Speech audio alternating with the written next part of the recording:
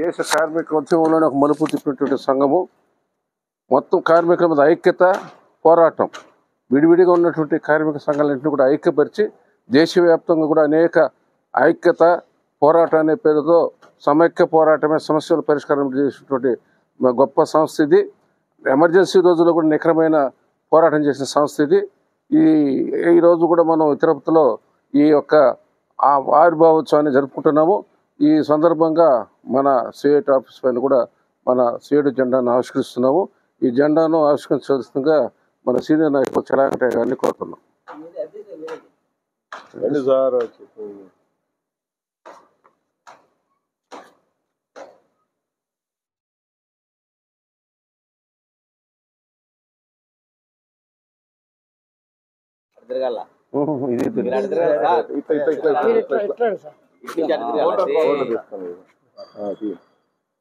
ఈరోజు మన సిఐటి ఆవిర్భావ దినోత్సవాన్ని దేశవ్యాప్తంగా మనం నిర్వహించుకుంటా ఉన్నాం. సరిగ్గా 1970వ సంవత్సరం 30వ తారీఖున మే నెలలో ఇదే రోజున 54 సంవత్సరాల కిందట సిఐటి ఆవిర్భవించింది. సిఐటి ఆవిర్భావానికి కూడా ఒక ప్రత్యేకమైనటువంటి ప్రాధాన్యత ఉంది.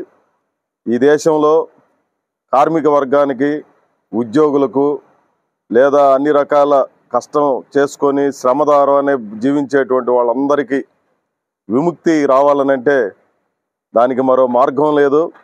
సిఐటి లాంటి సంస్థ అవసరం ఉంది అని చెప్పి భావించి ఆ రోజున మన నాయకత్వం సిఐటి సంఘాన్ని ప్రారంభించారు.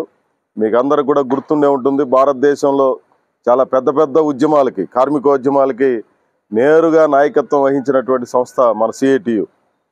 సిఐటియులో ఒక దీర్ఘకాలం ముఖ్యమంత్రిగా పనిచేసినటువంటి జ్యోతి బసు గారు ఆల్ ఇండియా ఉపాధ్యక్షులుగాను, అదే మాదిరి బిటి రణదీవే లాంటి వాళ్ళు లేదా అనేక మంది, వీళ్ళు వాళ్ళని చెప్పాల్సినటువంటి అవసరం లేదు. ఈరోజు కార్మికోద్యమానికి పెద్ద ఎత్తున కృషి చేసినటువంటి స్టాల్ వార్స్, ఒక రకంగా వేళ్ల మీద లెక్కబెట్టదగినటువంటి వాళ్ళు ప్రపంచ కార్మికోద్యమంలో చూసినప్పుడు భారతదేశంలో ఉన్నటువంటి సిఐటి నాయకత్వానికి ఆ ప్రత్యేకమైనటువంటి ప్రాధాన్యత ఉంది.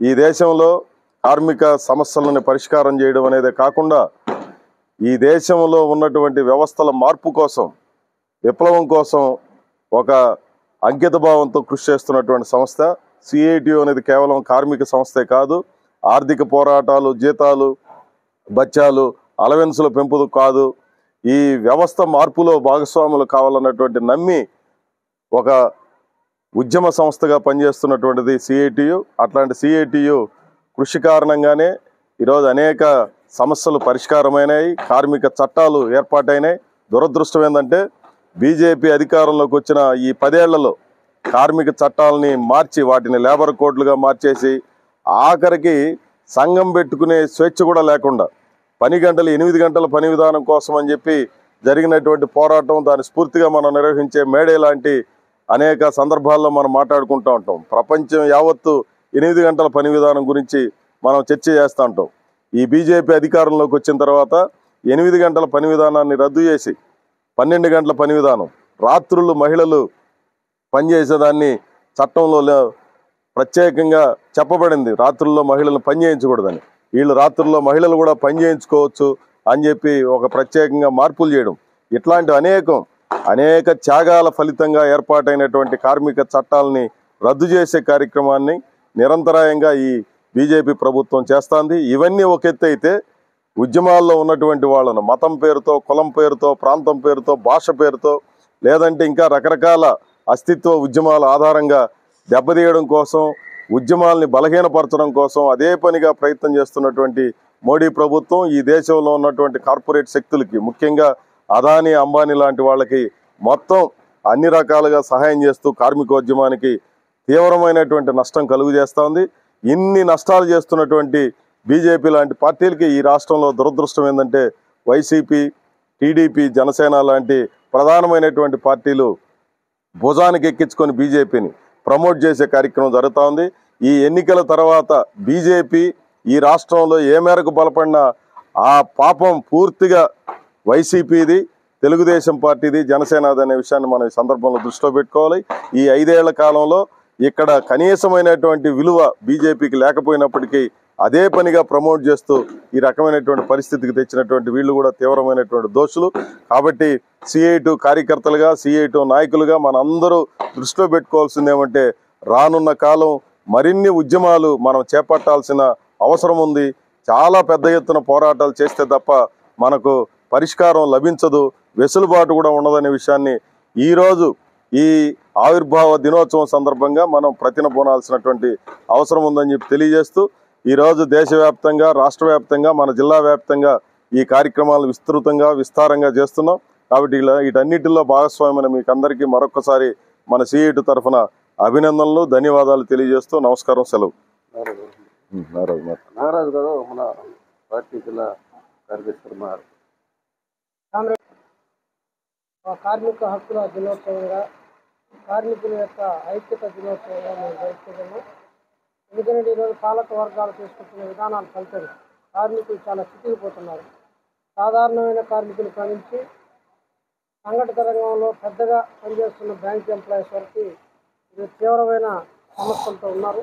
ఈ సమస్యలన్నిటికీ ఒక శాస్త్రీయ పరిష్కారాన్ని, ఒక సరైన పరిష్కారాన్ని చూపిస్తూ వాళ్ళందరినీ సమీకరించి ఇప్పటికే దేశంలో అనేకమైన జనరల్ సమ్మెలు నిర్వహించి ఈ ప్రభుత్వానికి హెచ్చరిక చేసిన సంస్థ CI2. ఒకవైపు కార్మిక వర్గానికే కాదు, ఈ దేశంలో ఈ ప్రభుత్వాన్ని మెడలు ఉంచిన రైతాంగ ఉద్యమానికి అండగా నిలబడి మేమున్నాం మీ తోడని చెప్పేసి రైతాంగ పోరాటాల్లో కూడా కార్మిక వర్గం అండగా ఉండాలని చెప్పి ఒక మార్గనిర్దేశం చేస్తూ వారందరికి కూడా ముందుకు నడిపించిన సంస్థ CI2. మన రాష్ట్రంలో చూసాం మనం కార్మిక వర్గం ఏ రకంగా పోరాటం చేస్తే అణచివేయడానికి ఇక్కడ వైఎస్ఆర్ ప్రభుత్వం ఏ విధంగా ప్రయత్నం చేసిందో మనం చూసాం. రాజశేఖర రెడ్డి వారసులు అని చెప్పుకొని ఈరోజు అంగన్వాడీ కార్మికుల మీద తీవ్రమైన నిర్బంధం చేశారు. ఎప్పుడూ లేని విధంగా దాదాపు 42 రోజుల పాటు పెద్ద ఎత్తున సమ్మె చేసి వాళ్ళ హింసకి అనేక రకాల నీచమైన దీనికి పాల్పడ్డారనే పరిస్థితి మనం చూసాం. ఇటువంటి అన్ని సందర్భాల్లో కార్మిక వర్గానికి అండగా నిలబడింది CI2. ఈరోజు అనేక కార్మిక సంఘాలు ప్రభుత్వానికి వత్తాసు పలుకుతున్న సందర్భంగా, అనేక లొంగిపోయిన సందర్భంగా, వాళ్ళని భయపెట్టి లొంగ తీసుకున్న సందర్భంగా అది మార్గం కాదు అని చెప్పి అనేకమైన కేసుల్ని, అనేకమైన నిర్బంధాలను ఎదిరించి కార్మిక వర్గాన్ని సమీకరిస్తున్న సంస్థ ఈరోజు CI2. ఈ CI2 ఆధ్వర్యంలో చూసే ఈరోజు అనేక కార్మిక సంఘాలు తమ పద్ధతులు మార్చుకొని పోరాటాలకి దిగుతున్నాయి. ఖచ్చితంగా ఈ భారతదేశంలో బీజేపీ వచ్చిన తర్వాత ఒకవైపు కార్మిక చట్టాలను మార్చడమే కాదు, కార్మికుల్లో విచ్ఛిన్నం చేయడం కోసం, వాళ్ళ భావోద్వేగాలను రెచ్చగొట్టడం కోసం మతాన్ని ఒక ఆయుధంగా ఉపయోగపడుతూ ఉన్నారు. అదే రకంగా వాళ్ళకు ఏది దొరికితే అది ఈరోజు కొన్ని మతాలని వాటికి వ్యతిరేకంగా రెచ్చగొట్టి లాభం పొందాలి, లబ్ధి పొందాలని చూస్తున్నారు. దీన్ని కూడా కార్మిక వర్గం ఎదిరించాలని CI2 మొదటి నుంచి చెప్తా ఉంది. పనిచేసే దగ్గర, మనం నివాసం ఉన్న దగ్గర అంతా కార్మిక వర్గం ఐక్యంగా నిలబడినప్పుడే ఈ యొక్క దేశానికి క్షేమము, దేశానికి మనం అందరం కూడా ఐక్యంగా సాగగలం, దేశ సమస్యలు పరిష్కారం అవుతాయి. ఆ రకంగా కార్మిక వర్గానికే కాకుండా అన్ని వర్గాలకి అండగా ఉంటున్న ఈ CI2 అభివృద్ధి కోసం మొత్తం కార్మికులు, ప్రజలు మొత్తం కూడా కృషి చేయాల్సిన బాధ్యత ఉంది.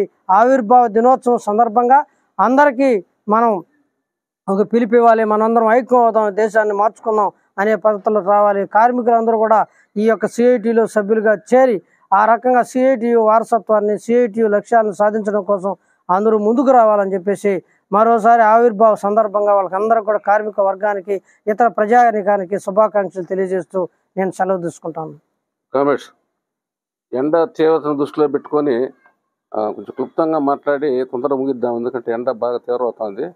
ఇప్పుడు మనకు వెంకటయ్య గారు మీరు మాట్లాడతారా?